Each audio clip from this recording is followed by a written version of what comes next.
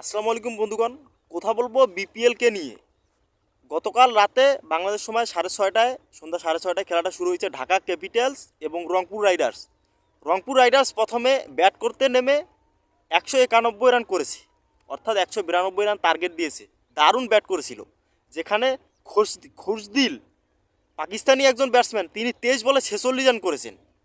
এবং আমাদের নুরুল হাসান সোহান, যে কিনা রংপুর রাইডার্সের ক্যাপ্টেন এবং সাথে উইকেট কিপারের দায়িত্ব পালন করতেছেন, সে করেছেন 11 বলে 25 রান। আমার মনে হচ্ছে এই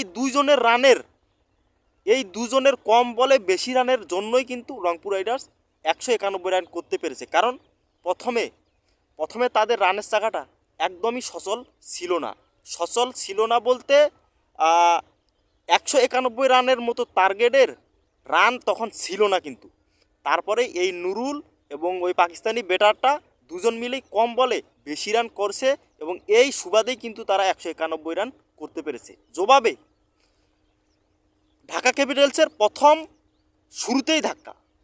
শুরুতেই ধাক্কা মেহেদি হাসান, শেখ মেহেদি হাসান, সে একবারে ঢাকা ক্যাপিটালসকে পুরোপুরি ধ্বংস করে দিছে বলতে পারো। পুরোপুরি ধ্বংস করে দিছে ভাই। মাত্র 149 রানে অল আউট হয়েছে। 149 রানে অল আউট হয়েছে, 20 ওভার খেলছে, 9টা উইকেট গেছে। 9টা উইকেট যাওয়াই মানে অল আউট হওয়া ওই একই কথা, তাই না? তো 40 রানের একটা বিশাল হার নিয়ে ঢাকা ক্যাপিটাল শুরু করলো এবারের 2025 বিপিএল শাকিব খানের টিম।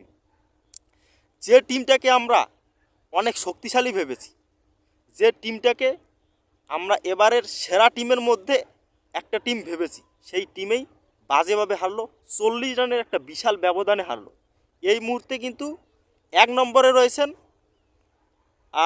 বরিশাল বুলস, ঠিক আছে?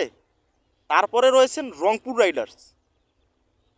ঢাকা ক্যাপিটালসের যে আশা আমরা করেছি, সত্যি কথা বলতে আসলে ঢাকা ক্যাপিটালসের যদিও নামি দামি প্লেয়ার আছে, তারপরেও কিন্তু লোকাল প্লেয়াররা আমার মনে হয়নি। যদিও সাব্বির রহমান রুম্মন আছে, লিটন দাস আছে, তানজিদ হাসান তামিম রয়েছে, লোকাল প্লেয়ারও খুব একটা খারাপ না, কিন্তু তাদের ফর্ম নাই। তাদের ফর্ম না থাকলে বড় প্লেয়ারের নাম দিয়ে কিন্তু কাজ হয় না ভাই, সত্যি কথা বলতে। আর যারা বিদেশি প্লেয়ার রয়েছে, যে কয়েকটা, তিশারা পেরেরা রয়েছে, ভালো ব্যাটার একজন, তাকে ক্যাপ্টেন্সির দায়িত্বও দেওয়া হয়েছে। তিশারা পেরেরা একাই কী করবে? সে 2টা ছক্কা মারছিল। তো এতগুলো রান আসলে প্রথম ম্যাচে যদিও চেঞ্জ হয়েছে, 198 রান করেও কিন্তু বরিশাল চেঞ্জ করছে। তো দ্বিতীয় ম্যাচে সেটা তার ভিন্ন হয়েছে। যদিও প্রথম ইনিংসে দারুণ ব্যাট করছিল রংপুর রাইডার্স, 191 রান করেছে, সেখানে তারা 149এই থামিয়ে গেছে।